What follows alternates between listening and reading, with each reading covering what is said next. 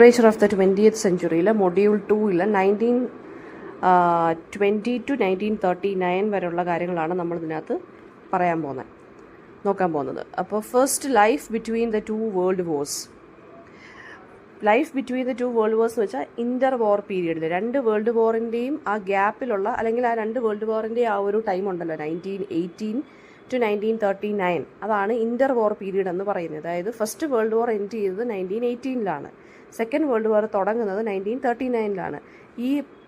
ഇതിൻ്റെ തമ്മിലുള്ളൊരു ഗ്യാപ്പ് ഉണ്ടല്ലോ, ഇതിൻ്റെ ഇടയ്ക്കുള്ള ഗ്യാപ്പ് 1918 തൊട്ട് 39 വരെയുള്ള ആ ഗ്യാപ്പിനെയാണ് നമ്മൾ ഇൻ്റർ വാർ പീരീഡ് എന്ന് പറയുന്നത്. അപ്പോൾ ഈ ഒരു സമയം എന്ന് പറയുന്ന നല്ല രീതിയിലുള്ള പൊളിറ്റിക്കൽ ഇൻസ്റ്റെബിലിറ്റിയും എക്കണോമിക്കലായിട്ടുള്ള പ്രോബ്ലംസും നല്ല രീതിയിലുള്ളൊരു കൾച്ചറൽ ചേഞ്ച് അല്ലെങ്കിൽ കൾച്ചറൽ ട്രാൻസ്ഫർമേഷനും ഹാപ്പൻ ചെയ്തിരുന്നു. വേൾഡ് വാർ ഫസ്റ്റിൻ്റെ ആ ഒരു ഡിവാസ്റ്റേഷന് ശേഷം Europe physically, economically and psychologically struggle ചെയ്തിരുന്നൊരു പീരീഡായിരുന്നു. അപ്പോൾ അതുകൊണ്ട് തന്നെ ഈ ഒരുപാട് കൺട്രീസിന് അതുപോലെ തന്നെ മാസ് അൺഎംപ്ലോയ്മെൻറ്റ് ഫേസ് ചെയ്യേണ്ടി വന്നു. നാണയപ്പെരുപ്പം, അതായത് ഇൻഫ്ലേഷൻ ഫേസ് ചെയ്യേണ്ടി വന്നു, എസ്പെഷ്യലി ജർമ്മനിയിലും ഓസ്ട്രിയയിലും. ആൻഡ് സോഷ്യലി ഓൾസോ ഈ ഒരു പീരീഡിൽ വിക്ടോറിയൻ മൊറാലിറ്റിയൊക്കെ ആ റെസ്ട്രിക്ഷൻസ് ഒക്കെ മാറുന്നൊരു സമയമായിരുന്നു. സോ സ്ത്രീകൾക്ക് കൂടുതൽ ഫ്രീഡം കിട്ടി, അവർ വർക്ക് ഫോഴ്സിൽ എൻ്റർ ചെയ്യാൻ തുടങ്ങി. ആൻഡ് 1920s നമ്മൾ ഓഫൺ വിളിക്കുന്നത് റോറിംഗ് 20s എന്നാണ്. Because jazz music, cinema, consumerism പോലെയുള്ള ക്യാരക്ടറിസ്റ്റിക് ഫീച്ചേഴ്സ് ഈ സമയത്ത് നല്ല രീതിയിൽ പോപ്പുലറായി. ആൻഡ് ഹൗവർ ഈ ഒരു പ്രോസ്പെരിറ്റി വളരെ ഇംബാലൻസ്ഡ് ആയിരുന്നു. റൂറൽ ഏരിയാസൊക്കെ വളരെ പോവേർട്ടിയിലും ഇംപവർഷ്ഡുമായിട്ട് ആളുകൾ കഴിഞ്ഞു.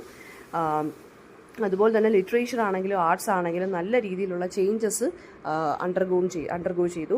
ആൻഡ് റൈറ്റേഴ്സ് ആയിട്ടുള്ള Hemingway, Fitzgerald, Woolf, Virginia Woolf, James Joyce, ഇവരെല്ലാം ഈ പോസ്റ്റ് വാർ ടൈം പീരീഡിനെ കുറിച്ചും അതിൻ്റെ ആ ഡിസൊല്യൂഷൻമെൻറ്റിനെ കുറിച്ചും, അതായത് കൺഫ്യൂഷനെ കുറിച്ചും ഒക്കെ ക്യാപ്ചർ ചെയ്ത് അവിടെ വർക്ക്സിനകത്ത് പ്രസൻറ്റ് ചെയ്തു.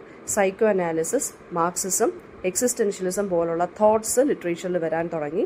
ലിറ്ററേച്ചറിനെ അത് ഇൻഫ്ലുവൻസ് ചെയ്തു. നാഷണലിസവും അങ്ങനെയുള്ള ആ നാഷണലിസം പോലെയുള്ള തോട്ട്സും സർജ് ചെയ്യാൻ തുടങ്ങി. ആൻഡ് ഓൾസോ സോഷ്യലിസം, കമ്മ്യൂണിസം പോലുള്ള ഇൻ്റർനാഷണൽ മൂവ്മെൻറ്റ്സും വന്നു. പിന്നെ ഈ ബ്രിട്ടീഷ് കോളനീസ് അല്ലെങ്കിൽ യൂറോപ്യൻ കോളനീസിലെല്ലാം ആൻറ്റി ഇമ്പീരിയൽ സെൻറ്റിമെൻറ്റ്സ് വരാൻ തുടങ്ങി. അതായത് നാഷണലിസത്തിൻ്റെ എമർജോടുകൂടി കോളനിയാക്കാൻ അല്ലെങ്കിൽ കോളനൈസേഷനെതിരെ ആളുകൾ ഫൈറ്റ് ചെയ്യാൻ തുടങ്ങി.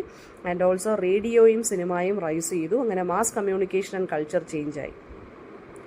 അടുത്തത് ദ ഗ്രേറ്റ് ഡിപ്രഷനാണ്. 1929 സ്റ്റോക്ക് മാർക്കറ്റ് ക്രാഷ് യുണൈറ്റഡ് സ്റ്റേറ്റ്സിനെ നല്ല രീതിയിൽ ബാധിച്ചു. അത് ഗ്ലോബലിയും സ്പ്രെഡായി. അങ്ങനെയാണ് ഗ്രേറ്റ് ഡിപ്രഷൻ സ്റ്റാർട്ട് ചെയ്യുന്നത്. സിവിയർ ആയിട്ടുള്ള എക്കണോമിക് ക്രൈസിസ് ആണ് ഈ ഗ്രേറ്റ് ഡിപ്രഷൻ എന്ന് പറയുന്നത്. അൺഎംപ്ലോയ്മെൻറ്റ് കൂടി, ആളുകൾക്ക് ജോലി നഷ്ടപ്പെട്ടു, വീട് നഷ്ടപ്പെട്ടു, സേവിങ്സ് എല്ലാം പോയി, ബാങ്കുകളെല്ലാം കൊളാപ്സ്ഡായി, ഇൻ്റർനാഷണൽ ട്രേഡ് ഡിക്ലൈൻ ചെയ്തു. US ആ സമയത്ത് പ്രസിഡൻ്റ് ആയിട്ടുള്ള റൂസ്വെൽറ്റ് റിലീഫും റിഫോംസും ഒക്കെ ഒരുപാട് കൊണ്ടുവരാൻ ശ്രമിച്ചു. ഈ ഡിപ്രഷൻ ശരിക്കും പറഞ്ഞ economic depression social inequalities create ചെയ്തു. ആൻഡ് ഓൾസോ ഹ്യൂമൻ ബീയിങ്സ് നല്ല രീതിയിൽ സഫർ ചെയ്തു. റിച്ച് ആയിട്ടുള്ള ആളുകൾ റിച്ച് ആയിക്കൊണ്ടിരുന്നു, പൂർ ആയിട്ടുള്ള ആളുകൾ പൂർ ആയിക്കൊണ്ടിരുന്നു. അതാണ് സോഷ്യൽ ഇനിക്വാളിറ്റി ക്രിയേറ്റ് ചെയ്തെന്ന് ഞാൻ പറഞ്ഞത്. യൂറോപ്പിലാണെന്നുണ്ടെങ്കിൽ പൊളിറ്റിക്കൽ ഇൻസ്റ്റബിലിറ്റി വരാൻ തുടങ്ങി. ആൻഡ് ഓൾസോ എക്കണോമിക് ഹാർഡ്ഷിപ്സും ആളുകൾ ഒരുപാട് ഫേസ് ചെയ്തു. അങ്ങനെ ഫാഷിസം അതുപോലെ തന്നെ കമ്മ്യൂണിസം പോലെയുള്ള ഐഡിയോളജീസിലോട്ടൊക്കെ ആളുകൾ പോകാൻ തുടങ്ങി. ലിറ്ററേച്ചറിലാണെന്നുണ്ടെങ്കിൽ റിയലിസ്റ്റ് ആൻഡ് സോഷ്യലിസ്റ്റ് തീംസ് കൊണ്ടുവരാൻ തുടങ്ങി. ജോൺ സ്റ്റെയിൻബാക്ക് അങ്ങനെയുള്ള റൈറ്റേഴ്സൊക്കെ പോവർട്ടിയെക്കുറിച്ചും മൈഗ്രേഷനെക്കുറിച്ചും എഴുതാൻ തുടങ്ങി. ജർമ്മനിയിലും ഇറ്റലിയിലും എന്ന് പറയുന്നത് ഡിപ്രഷൻ, ഈ ഒരു എക്കണോമിക് ഡിപ്രഷൻ ഫാഷിസ്റ്റ് ലീഡേഴ്സിനെ കൊണ്ടുവന്നു. അതായത് അവരെ പോലുള്ള ആളുകൾ, ഈ ഡിക്റ്റേറ്റേഴ്സിനെ പോലുള്ള ആളുകളൊക്കെ ഈ സമയത്ത്, അതായത് ഇത്രയും പ്രശ്നങ്ങൾ നടക്കുന്ന സമയത്ത് സ്റ്റെബിലിറ്റി കൊണ്ടുവരാമെന്ന് ഒരു ഫേക്ക് പ്രോമിസ് തന്നിട്ട് എല്ലാം പവർ എല്ലാം സീസ് ചെയ്യാൻ തുടങ്ങി. ഓക്കെ, ബ്രിട്ടീഷ് എംപയറിലാണെന്നുണ്ടെങ്കിൽ കൊളോണിയൽ കൺട്രോളിനെ വീക്കൻ ചെയ്തു. അത് ഇൻഡിപെൻഡൻസ്, ഒരുപാട് കൺട്രീസ് ഇൻഡിപെൻഡൻസ് കിട്ടി. ഇന്റർനാഷണൽ കോപ്പറേഷൻ ഈ ഒരു ക്രൈസിസിനെ സോൾവ് ചെയ്യുന്നതിൽ ഫെയിൽ ചെയ്തു. കൺട്രീസ് എല്ലാം ചെയ്യാൻ തുടങ്ങി, അങ്ങനെ ഭയങ്കരമായിട്ട് കഷ്ടപ്പെടാൻ തുടങ്ങി, എക്കണോമിക്കലി ആണെങ്കിലും സോഷ്യലി ആണെങ്കിലും പൊളിറ്റിക്കലി ആണെങ്കിലും. അപ്പോൾ ഇതൊരു കൈൻഡ് ഓഫ് ഡാർക്ക് പീരീഡ് ആയിരുന്നു ഈ ഗ്രേറ്റ് എക്കണോമിക് ഡിപ്രഷൻ എന്ന് പറയുന്നത്. ഇനി rise and spread of fascism എന്ന് പറയുന്നത് aftermath of world war ഫസ്റ്റിന് ശേഷമാണ് വന്നത്. പെർട്ടിക്കുലർലി ഈ ചില കൺട്രീസിലെന്ന് പറയുന്നത് ഈ ഗ്രേറ്റ് എക്കണോമിക് ഡിപ്രഷനൊക്കെ ബാധിച്ച് എക്കണോമിക്കലി, പൊളിറ്റിക്കലി, സോഷ്യലി എല്ലാം തകർന്നിരുന്ന സമയത്ത് കുറേ ലീഡേഴ്സും കാര്യങ്ങളുമൊക്കെ ഈ പവർ പിടിച്ചെടുക്കാൻ വേണ്ടി നിൽക്കുന്ന സമയമായിരുന്നു. ഇറ്റലിയിലാണെങ്കിൽ അങ്ങനെ പിടിച്ചെടുക്കാൻ നിന്ന ആളാണ് ബെനീറ്റോ മുസോളിനി. അദ്ദേഹമാണ് ഫസ്റ്റ് ഫാസിസ്റ്റ് റെജീം എന്ന് പറയുന്നത്. അദ്ദേഹം 1922 വന്നത് പവറിൽ. അപ്പോൾ ഫാസിസം ശരിക്കും പറഞ്ഞാൽ ഈ ഡിക്റ്റേറ്റർഷിപ്പ് അല്ലെങ്കിൽ അതോറിറ്റേറിയനിസത്തിന് അല്ലെങ്കിൽ അബ്സല്യൂട്ട് പവറിന് വഴിയൊരുക്കി. നാഷണലിസം, മിലിറ്ററിസം ആൻഡ് റിജക്ഷൻ ഓഫ് കമ്മ്യൂണിസവും ലിബറലിസവും ഒക്കെ ആയിരുന്നു ഇത് ഹാപ്പൻ ചെയ്തത്. ഓക്കെ, മിലിറ്ററിസം, നാഷണലിസവും അതോറിറ്റേറിയനിസവും ഇതിനെ പ്രൊമോട്ട് ചെയ്തു ഫാസിസം. പക്ഷേ കമ്മ്യൂണിസവും അതുപോലെ തന്നെ ജനങ്ങൾക്ക് ആവശ്യമുള്ള ലിബറലിസം പോലുള്ള കാര്യങ്ങളൊക്കെ റിജക്റ്റ് ചെയ്തു. ജർമ്മനിയിലാണെന്നുണ്ടെങ്കിൽ അഡോൾഫ് ഹിറ്റ്ലർ ആയിരുന്നു നാസി പാർട്ടി കൊണ്ടുവന്നു. അങ്ങനെ എന്താ പറയുക, ജ്യൂസിനെതിരെയൊക്കെ നല്ല രീതിയിൽ മെസാക്കറൊക്കെ, അതായത് ആൻറ്റി സെമിറ്റിസിസം ഒക്കെ കൊണ്ടുവന്ന് അയാൾ 1933 അദ്ദേഹം പവറിൽ വന്നത്.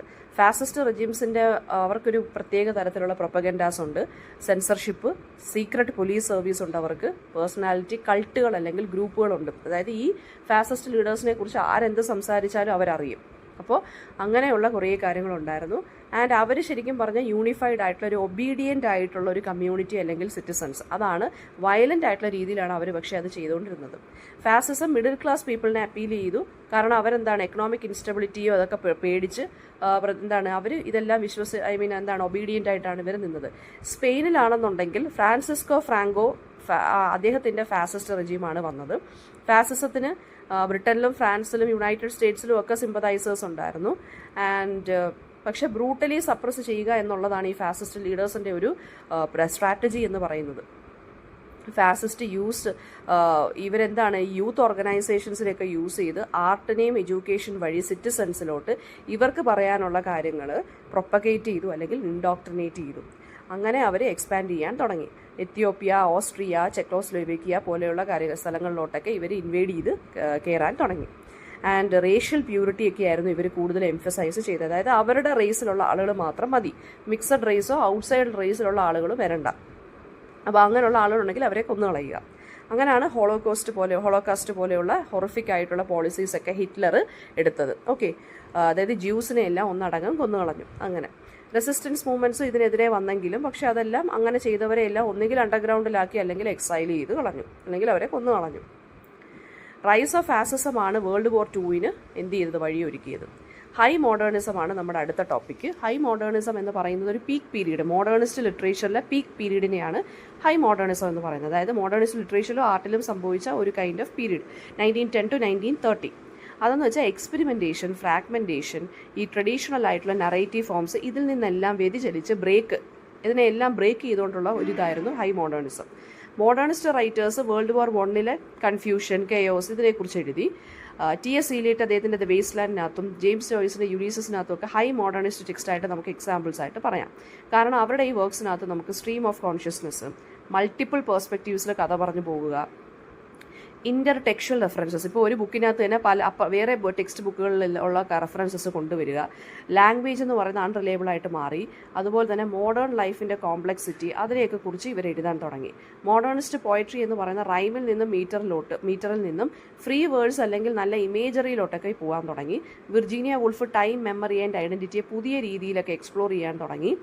ആർട്ടിൽ ഒരുപാട് മൂവ്മെൻറ്റ്സ് വന്നു. ക്യൂബിസം, സർറിയലിസം, ദാദയിസം പോലുള്ള മൂവ്മെൻറ്റ്സ് വന്നു. മോഡേണിസം അതുപോലെ തന്നെ സൈക്കോ അനാലിസിസ്, എസ്പെഷ്യലി ഫ്രോയിഡിൻ്റെ തിയറീസ് ഒക്കെ കൊണ്ടുവരാൻ തുടങ്ങി. ഈ മൂവ്മെൻ്റ് എന്ന് പറയുന്നത് ശരിക്കും പറഞ്ഞാൽ വളരെ എലീറ്റിസ്റ്റ് ആൻഡ് ഡിഫിക്കൽട്ടായിരുന്നു. ഓക്കെ, അപ്പോൾ അത് ഏലിനേഷൻ, ഡിസൊല്യൂഷൻമെൻറ്റ്, സ്പിരിച്വൽ മീനിങ് ഇല്ലായ്മ, ലോസ് ഓഫ് സ്പിരിച്വാലിറ്റി ഇതിനെക്കുറിച്ചൊക്കെ ആയിരുന്നു പറഞ്ഞു പോയിരിക്കുന്നത്. അർബൻ സെറ്റിങ്സിനെ കുറിച്ച്, ഇൻഡസ്ട്രിയലൈസേഷൻ, മെക്കനൈസേഷൻ, മോഡേൺ ലൈഫിൻ്റെ ആ ഒരു സ്പീഡ്, ആ കാര്യമൊക്കെയാണ് പറഞ്ഞു പോയിക്കൊണ്ടിരുന്നത്. 1930s ആയപ്പോൾ മോഡേണിസം പതുക്കെ ഈ ഒരു ഹൈ മോഡേണിസം ഫീഡ് ആവാൻ തുടങ്ങി. പിന്നെ നെക്സ്റ്റ് വേൾഡ് വാർ 2 ആണ്. 1939 to 45 വരെയാണ് വേൾഡ് വാർ 2 എന്ന് പറയുന്നത്. മോർ ദാൻ 30 കൺട്രീസ് ഇൻവോൾവ് ചെയ്തിരുന്നു ഈ ഒരു ഗ്ലോബൽ കോൺഫ്ലിക്റ്റിൽ. നാസി ജർമ്മനി പോളണ്ട് ഇൻവേഡ് ചെയ്തപ്പോൾ തൊട്ട് തുടങ്ങിയതാണ് ഈ ഒരു വേൾഡ് വാർ 2. അവിടെ കൊണ്ടാണ് സ്റ്റാർട്ടിങ്. പിന്നീട് അത് യൂറോപ്പ്, ഏഷ്യ ആൻഡ് ആഫ്രിക്കയിലോട്ട് സൂൺ അത് സ്പ്രെഡായി. ആക്സസ് പവേഴ്സ്, അതായത് ജർമ്മനി, ഇറ്റലി, ജപ്പാൻ, ഇവരൊക്കെ എന്ത് ചെയ്തു, എക്സ്പാൻഷൻ, അവരുടെ ടെറിട്ടറീസ് എക്സ്പാൻഡ് ചെയ്യുന്നതിലായിരുന്നു കൂടുതൽ ഫോക്കസ് കാണിച്ചത്. അലൈസ് എന്ന് പറയുമ്പോൾ ബ്രിട്ടൻ, USSR ആൻഡ് US ഇതിനെ ഒപ്പോസ് ചെയ്തു. ആക്സസ് പവേഴ്സും അലൈസും തമ്മിലായിരുന്നു ഈ ഒരു ഇത് നടന്നിരുന്നത്. അപ്പോൾ ആ വളരെ ഡെഡ്ലിയസ്റ്റ് ആയിട്ടുള്ള കോൺഫ്ലിക്റ്റ് ആയിരുന്നു ഹിസ്റ്ററിയിൽ തന്നെ. 70 to 85 മില്യൺ ഡെത്ത്സ് ആണ് ഹാപ്പൻ ചെയ്തത്. ഈ വാർ ശരിക്കും പറഞ്ഞാൽ പുതിയ ടെക്നോളജീസിനെ ഇൻട്രൊഡ്യൂസ് ചെയ്തു. റാഡാർ സർവീസസ് യൂസ് ചെയ്യാൻ തുടങ്ങി, അറ്റോമിക് ബോംബ്, അഡ്വാൻസ്ഡ് ആയിട്ടുള്ള എയർ വാർഫെയർ ഇതൊക്കെ വരാൻ തുടങ്ങി. സിവിലിയൻസ് നല്ല രീതിയിൽ സഫർ ചെയ്തു. കാരണം ബോംബിങ്സും ഫാമിനും ജനോസൈഡും ഒക്കെ ഉണ്ടാവാൻ തുടങ്ങി. ഹോളോകോസ്റ്റ് എന്ന് പറയുന്നത് വല്ലാത്തൊരു സെൻട്രൽ അട്രോസിറ്റി ആയിരുന്നു. 6 മില്യൺ ജ്യൂസിനെയാണ് മർഡർ ചെയ്തത് നമ്മുടെ ഹിറ്റ്ലർ. വാർ എൻഡ് ചെയ്തത് ജർമ്മനി ഡിഫീറ്റഡ് ആയി 1945 ആൻഡ് ജപ്പാൻ സറണ്ടറായി. കാരണം അറ്റോമിക് ബോംബ്സ് ജപ്പാനിലെ ഹിരോഷിമയിലും നാഗസാക്കിയിലും ഡ്രോപ്പ് ചെയ്തു. അങ്ങനെ ജപ്പാനും ജർമ്മനിയും ഡിഫീറ്റ് ആയതിനു ശേഷമാണ് ഇത് തീർന്നത്. ഓക്കെ, അതായത് ആക്സസ് പവേഴ്സിനെ ഡിഫീറ്റ് ചെയ്തു. ലിറ്ററേച്ചർ ഈ സമയത്തെന്ന് വെച്ചാൽ വാറിൻ്റെ ട്രോമ, എക്സിസ്റ്റൻഷ്യലിസം, ആ ഒരു മോറൽ കൺഫ്യൂഷൻ, ഇതിനെക്കുറിച്ചൊക്കെയാണ് സംസാരിച്ചത്. റൈറ്റേഴ്സ് ആയിട്ടുള്ള ജോർജ് ഓർവെൽ, ആൽബർട്ട് ക്യാമു ഒക്കെ ഹ്യൂമൻ നേച്ചറിനെ കുറിച്ചും ഈ പൊളിറ്റിക്കൽ ക്രിറ്റിസിസം ഒക്കെ നല്ല രീതിയിൽ പറഞ്ഞു പോയി. ഈ വാർ ശരിക്കും പറഞ്ഞാൽ യൂറോപ്പിനെ ഡിവൈഡ് ചെയ്തു. ആൻഡ് ആ സമയത്ത് അതിനുശേഷം വന്നതാണ് കോൾഡ് വാർ എന്ന് പറയുന്നത്. ഓക്കെ, യുണൈറ്റഡ് നേഷൻസ് എന്ത് ചെയ്തു? ഫ്യൂച്ചർ കോൺഫ്ലിക്റ്റിനെ പ്രിവെൻറ്റ് ചെയ്യാൻ വേണ്ടി കുറേ കാര്യങ്ങൾ ചെയ്തു. കൊളോണിയൽ എംപയേഴ്സ് ഒക്കെ അൺറൈവൽ ചെയ്യാൻ തുടങ്ങി. ഒരുപാട് കൺട്രീസ് ഇൻഡിപെൻഡൻസ് നേടി. അങ്ങനെ WW2 ആണ് ശരിക്കും പറഞ്ഞാൽ വേൾഡ് വാർ 2 ആണ് ബോർഡേഴ്സിനെ, ഐഡിയോളജീസിനെ, ഗ്ലോബൽ പവർ സ്ട്രക്ചേഴ്സിനെയൊക്കെ റീഷേപ്പ് ചെയ്തത്. അപ്പോൾ അതിൻ്റെ ആ ഒരു പെർമനൻറ്റ് മാർക്ക് ലിറ്ററേച്ചറിലും ഫിലിമിലും മെമ്മറിയിലും നമുക്ക് കാണാം ആളുകളുടെ. The fall of the British empire ആണ് അടുത്ത. ബ്രിട്ടീഷ് എംപയർ വേൾഡ് വാർ 1 ശേഷം പതുക്കെ ഡിക്ലൈൻ ആവാൻ തുടങ്ങി. കാരണം നാഷണലിസം പോലുള്ള കാര്യങ്ങളൊക്കെ വന്നു, ഫാസിസം ഒക്കെ സ്പ്രെഡായി. ഈ ഫാസിസ്റ്റ് ഐഡിയോളജീസ് ഒക്കെ പ്രൊപ്പഗേറ്റ് ചെയ്ത് ഒരുപാട് ലീഡേഴ്സ് വന്നതുകൊണ്ട് ബ്രിട്ടീഷ് എംപയർ പതുക്കെ ഫോളോ ആവാൻ തുടങ്ങി. വേൾഡ് വാർ 2 ശേഷമാണ് കൂടുതലും കൊളാപ്സ്ഡ് ആയത്. അങ്ങനെ കാരണം ഒരുപാട് വാർ ഫേസ് ചെയ്യേണ്ടി വന്നുകൊണ്ട് ഇവർക്ക് എക്കണോമിക്കലി ഇവർ വളരെയധികം സ്ട്രെയിൻഡ് ആയി. അപ്പോൾ ബ്രിട്ടന് ഗ്ലോബലി കൺട്രോൾ ചെയ്യാനുള്ള എബിലിറ്റി എന്ത് ചെയ്യാൻ പറ്റി? വീക്ക് ആവാൻ തുടങ്ങി. ആൻറ്റി കൊളോണിയൽ മൂവ്മെൻറ്റ്സ് ഒക്കെ വരാൻ തുടങ്ങി ഇന്ത്യയിലും ആഫ്രിക്കയിലും മിഡിൽ ഈസ്റ്റിലും. ഗാന്ധിയുടെ നോൺ വയലൻറ്റ് റെസിസ്റ്റൻസ് മൂവ്മെൻ്റ് ഒക്കെ ഗ്ലോബൽ സിമ്പിൾ ഓഫ് ഡീകോളനൈസേഷൻ ആയിട്ട് മാറാൻ തുടങ്ങി. ഇന്ത്യക്ക് എങ്ങനെ 1947 ഇൻഡിപെൻഡൻസ് കിട്ടി, followed by Pakistan, and later ഒരുപാട് നേഷൻസിന് ഇൻഡിപെൻഡൻസ് കിട്ടി ബ്രിട്ടീഷുകാരുടെ കയ്യിൽ നിന്ന്.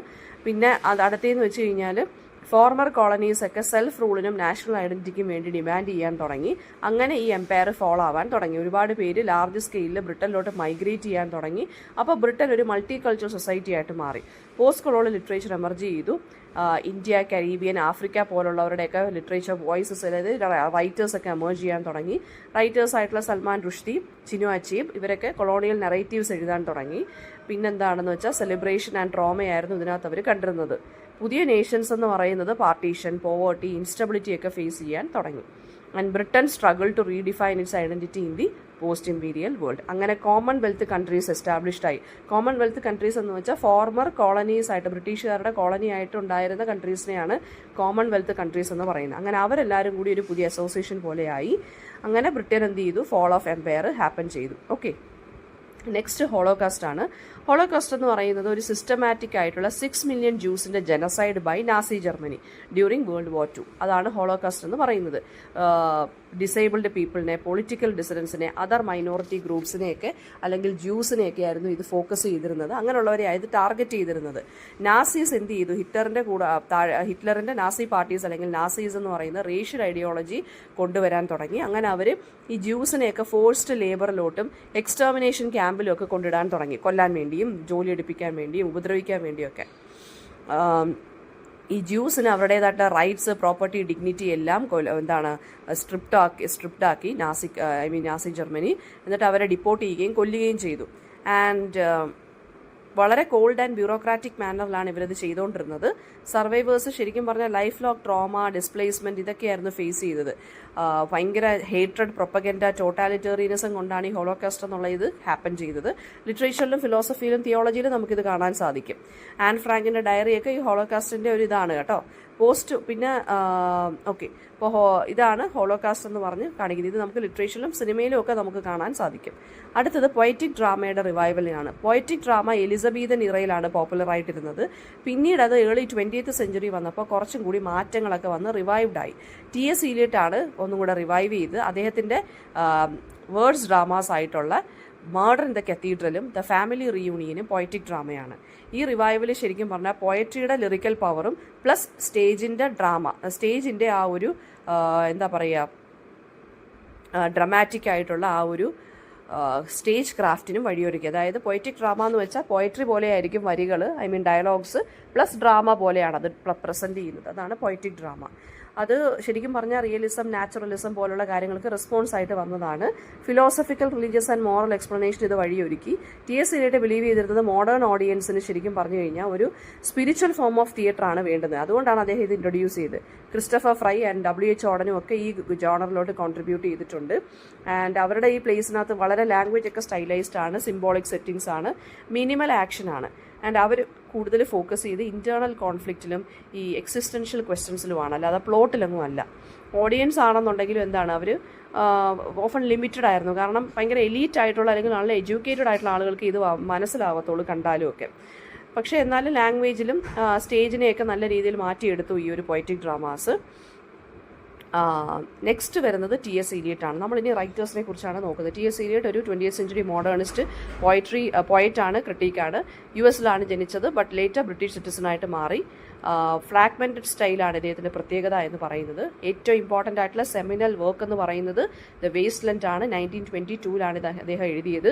പോസ്റ്റ് വേൾഡ് വാർ ഫസ്റ്റ് യൂറോപ്പിന് ഉണ്ടായിരുന്ന ഡിസൊല്യൂഷൻമെൻറ്റ് അല്ലെങ്കിൽ കൺഫ്യൂഷൻ ആണ് ഫോക്കസ് ചെയ്യുന്നത്. മിത്ത്, ഒരുപാട് ലിറ്റററി റിഫറൻസസ്, മൾട്ടിപ്പിൾ വോയിസസ്, ആ spiritual and cultural decay after the world war, അതാണ് അദ്ദേഹം ഇതിനകത്ത് ഫോക്കസ് ചെയ്തിരിക്കുന്നത്. പിന്നെ ഡാൻഡെ അല്ലെങ്കിൽ metaphysical poets, religion, philosophy and literature കൊണ്ട് അദ്ദേഹം ഇൻഫ്ലുവൻസ്ഡ് ആയിരുന്നു. ആംഗ്ലിക്കനിസത്തിലോട്ട് ഇദ്ദേഹം കൺവേർട്ട് ചെയ്തു. അങ്ങനെയാണ് ആഷ് വെനസ്ഡേ അല്ലെങ്കിൽ 4 ക്വാർട്ടറ്റ്സ് എന്നുള്ള വർക്കൊക്കെ അദ്ദേഹം എഴുതിയത്. പിന്നെ പോയറ്റിക് ഡ്രാമ റിവൈവ് ചെയ്തു. അദ്ദേഹത്തിൻ്റെ play the murder in the cathedral. Critical essays ഒരുപാട് എഴുതി. അത് ഏറ്റവും ഇമ്പോർട്ടൻ്റ് ആയിട്ടുള്ള essay tradition and individual talent ആണ്. അത് ലിറ്റററി തിയറിയെക്കുറിച്ചാണ് പറഞ്ഞു പോയേക്കുന്നത് അദ്ദേഹം. അതിനകത്താണ് അദ്ദേഹം ഇംപേഴ്സണാലിറ്റിയെക്കുറിച്ചും ട്രഡീഷൻ്റെ ഇമ്പോർട്ടൻസിനെ കുറിച്ചും പറഞ്ഞു പോയേക്കുന്നത്. മോഡേൺ പോയട്രിയിൽ അദ്ദേഹം ബിലീവ് ചെയ്തിരുന്നു. പിന്നെന്താണ് വളരെ ഇൻ്റലക്ച്വൽ ആയിട്ടുള്ള സിംബോളിക് ആയിട്ടുള്ള വേഴ്സാണ് അദ്ദേഹം എഴുതിയത്. നൊബേൽ പ്രൈസ് ഫോർ ലിറ്ററേച്ചർ 1948 കിട്ടി അദ്ദേഹത്തിന്.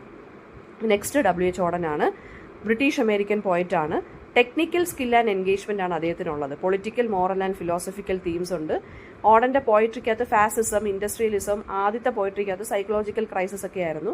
പിന്നീട് സോഷ്യൽ അപ്പീവൽസിനെ കുറിച്ചൊക്കെ എഴുതാൻ തുടങ്ങി.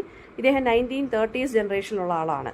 സ്പെയിൻ 1937, സെപ്റ്റംബർ 1, 1939 ഇങ്ങനെയുള്ളതാണ് ഇദ്ദേഹത്തിൻ്റെ വർക്ക്സ് എന്ന് പറയുന്നത്. പൊളിറ്റിക്കൽ കോൺഷ്യസ്നെസ്സും ഹ്യൂമനിസമാണ് പറഞ്ഞു പോയേക്കുന്നത്. പിന്നെ തിയോളജിയെക്കുറിച്ച് എഴുതിയിട്ടുണ്ട്. ഒരുപാട് വേരിയസ് പൊയറ്റിക് ഫോംസിൽ ഇദ്ദേഹം എക്സ്പെരിമെൻറ്റേഷൻ നടത്തിയിട്ടുണ്ട്. അതായത് ബാലറ്റ്സ്, സോണറ്റ്സ്, ഡ്രമാറ്റിക് മോണോലോഗ്സിലൊക്കെ എക്സ്പെരിമെൻറ്റേഷൻസ് കണ്ടക്ട് ചെയ്തു. വളരെ ഇൻ്റലക്ച്വലി റിച്ച് ആയിട്ടുള്ള ലാംഗ്വേജ് ആണ്. ഐറണി, വിറ്റ് ആൻഡ് കമ്പാഷൻ ഉണ്ട്. പ്ലേസ് ഒക്കെ ഇദ്ദേഹം കൊളാബറേറ്റ് ചെയ്തിട്ടുണ്ട് വേറെ റൈറ്റേഴ്സുമായിട്ട്. അതായത് വേറെ റൈറ്റേഴ്സ് എന്ന് പറയുമ്പോൾ ക്രിസ്റ്റഫർ ഇഷർവുഡുമായിട്ടും ബെഞ്ചമിൻ ബ്രിട്ടനുമായിട്ടൊക്കെ ഒരുപാട് പ്ലേസ് കമ്പൈൻ ചെയ്ത് എഴുതിയിട്ടുണ്ട്. ഇദ്ദേഹത്തിൻ്റെ ലോങ് പോമാണ് the sea and the mirror. അത് ആർട്ടിനെ കുറിച്ചും ഐഡന്റിറ്റിയെക്കുറിച്ചുമാണ് പറയുന്നത്. US അദ്ദേഹം മൂവ് ചെയ്ത് 1939 ആയിരുന്നു. പിന്നീട് അദ്ദേഹം അമേരിക്കൻ സ്റ്റൈൽ ഓഫ് റൈറ്റിംഗ് ആയിരുന്നു. അതായത് അമേരിക്കൻ പേപ്പേഴ്സ്, ആർട്ടിക്കിൾസ് അങ്ങനെയുള്ളതിനകത്തായിരുന്നു എഴുതുന്നത്. ഫിലിപ്പ് ലാർക്കിൻ, സീമസ് ഹീനി പോലുള്ള റൈറ്റേഴ്സൊക്കെ ഇദ്ദേഹം ഇൻഫ്ലുവൻസ് ചെയ്തിട്ടുണ്ട്. ഓക്കെ, ഓർഡൻ ബിലീവ് ചെയ്തിരുന്ന പോയട്രി എന്ന് പറയുന്നത് it was a way of happening, A mouth എന്നാണ് അദ്ദേഹം പറയുന്നത്. പുളിറ്റ്സർ പ്രൈസ് 1948 കിട്ടിയിട്ടുണ്ട്. അടുത്ത D.H. ലോറൻസ് വളരെ പ്രൊവക്കേറ്റീവായിട്ട് എഴുതുന്നൊരു വ്യക്തിയായിരുന്നു. അദ്ദേഹത്തിൻ്റെ ഒരുപാട് ബുക്സ് ബാൻ ചെയ്തിട്ടുണ്ട്. English novelist, poet and essayist ആണ്. ബുക്സ് എന്ന് പറയുമ്പോൾ sons and lovers, the rainbow, women in love, lady Chatterley's lover. വളരെ ഹ്യൂമൻ ബീങ്സിൻ്റെ complex emotions, sexuality, class and conflict ഇതിനെക്കുറിച്ചാണ് അദ്ദേഹം എഴുതിക്കൊണ്ടിരുന്നത്. ഫ്രാങ്ക് ആയിട്ടാണ് സെക്ഷുവാലിറ്റി ഇദ്ദേഹം ട്രീറ്റ് ചെയ്തത്. അതുകൊണ്ട് തന്നെ ഇദ്ദേഹത്തിൻ്റെ works, especially lady Chatterley's lover എന്നുള്ള വർക്ക് സെൻസർഷിപ്പും കോൺട്രവേഴ്സിയൊക്കെ ഒരുപാട് ഫേസ് ചെയ്തിട്ടുണ്ട്. It was banned for obscenity. ബുക്കിനെ ബാൻ ചെയ്തിരുന്നു. ആൻഡ് ഇത് നമുക്കിപ്പം നെറ്റ്ഫ്ലിക്സിലൊക്കെ ഫിലിമായിട്ട് വന്നിട്ടുണ്ടായിരുന്നു, ലേഡി ഷാറ്റർലീസ് ലവറൊക്കെ. അദ്ദേഹത്തിൻ്റെ സ്റ്റൈൽ എന്ന് പറയുമ്പോൾ സൈക്കോളജിക്കൽ റിയലിസം ഒക്കെ ഉണ്ട്. ക്യാരക്ടേഴ്സ് എന്ന് പറയുന്നത് ഇമോഷണൽ ആൻഡ് സെൻഷ്വൽ ഫുൾഫിൽമെൻറ്റിന് വേണ്ടി സ്ട്രഗിൾ ചെയ്യുന്ന ക്യാരക്ടേഴ്സാണ്.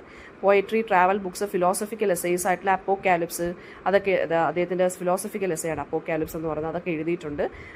Spiritual and transformative power of ലവിലാണ് ഇദ്ദേഹം ബിലീവ് ചെയ്തിരുന്നത്. പിന്നെ അദ്ദേഹത്തിൻ്റെ ഒരു കോൺസെപ്റ്റ് ഉണ്ട്, ലൈഫ് ഫോഴ്സ് എന്ന് പറയുന്നത്.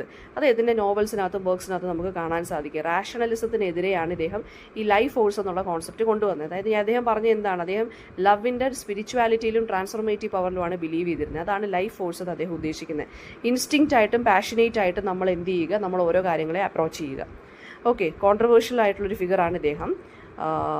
പിന്നെ വിർജീനിയ വൂൾഫാണ്, മോഡേണിസ്റ്റ് റൈറ്ററാണ്. ബ്ലൂംസ്ബറി ഗ്രൂപ്പ് എന്നാണ് ഇവരുടെ ഈ റൈറ്റേഴ്സ് ഗ്രൂപ്പിനെ പറയുന്നത്. അതിലൊരു വ്യക്തി വിർജീനിയ വൂൾഫാണ്. നോവൽസ് മിസ്സസ് ഡാലവേ ഉണ്ട്, ടു ദ ലൈറ്റ് ഹൗസ് ഉണ്ട്, ദ വേവ്സ് ഉണ്ട്. Stream of consciousness technique use ചെയ്തിരുന്നു. സൈക്കോളജിക്കൽ കോംപ്ലക്സിറ്റി ഓഫ് ക്യാരക്ടേഴ്സ്, അതുപോലെ തന്നെ വളരെ പവർഫുൾ ആയിട്ടുള്ള ക്രിട്ടിക്കും എസ്സേയിസ്റ്റുമാണ്. ഫെമിനിസ്റ്റ് ടെക്സ്റ്റ് ആയിട്ടുള്ള റൂം ഓഫ് ഓൺസോൺ ഇവർ എഴുതി. പേട്രിയാർക്കിയെ ക്വസ്റ്റ്യൻ ചെയ്യുന്നതായിരുന്നു ഇത്. എക്കണോമിക് ഇൻഡിപെൻഡൻസ് ഒരു സ്ത്രീക്ക് വേണം, ഇൻ്റലക്ച്വലായിട്ടും എക്കണോമിക് ഇൻഡിപെൻഡൻസ് ഒരു സ്ത്രീക്ക് വേണം എന്നുള്ളതാണ് റൂം ഓഫ് ഓൺസോൺ എന്നുള്ള വർക്കിനകത്ത് അവർ പറയുന്നത്. പിന്നെ മെൻ്റൽ ഇൽനെസ്സിൽ സഫർ ചെയ്തിരുന്നു അവർ. അങ്ങനെ സൂയിസൈഡ് വഴിയാണ് അവർ മരിച്ചത് 1941. പിന്നെ fragmentation, perception, search for meaning, ഇതൊക്കെയാണ് ഇവരുടെ വർക്ക്സിനകത്ത് നമ്മൾ കാണാൻ സാധിക്കുന്നത്. നെക്സ്റ്റ് ഗ്രഹാം ഗ്രീൻ ആണ്. British novelist, journalist and screen റൈറ്ററും കൂടിയായിരുന്നു. പിന്നെ അദ്ദേഹം കാത്തലിസിസത്തിലോട്ട് കൺവേർട്ട് ചെയ്തിരുന്നു. സ്പിരിച്വൽ ഡിലമാസ് ഒക്കെയാണ് ഇദ്ദേഹം കൂടുതൽ ഡീൽ ചെയ്തിരുന്നത്. Theme of sin, redemption and guilt. പിന്നെ power and glory, the heart of the matter ഏറ്റവും ഇമ്പോർട്ടൻ്റ് ആയിട്ടുള്ള വർക്കാണ്. Our man in Havana, the end of the affair, ഇതൊക്കെയാണ് മറ്റ് വർക്ക്സ്. ഗ്രീൻ അദ്ദേഹത്തിൻ്റെ വർക്ക്സിൽ നോവൽസായിട്ട് എൻ്റർടൈൻമെൻറ്റ്സുമായിട്ടായിരുന്നു ഡിവൈഡ് ചെയ്തിരുന്നത്. നോവൽസ് എന്ന് പറയുന്നത് കുറച്ചും കൂടി സീരിയസ് ആണ്, മറ്റേ എൻ്റർടൈൻമെൻറ്റ്സ് എന്ന് വെച്ചാൽ കുറച്ച് ത്രില്ലർ ലൈക്കായിരുന്നു.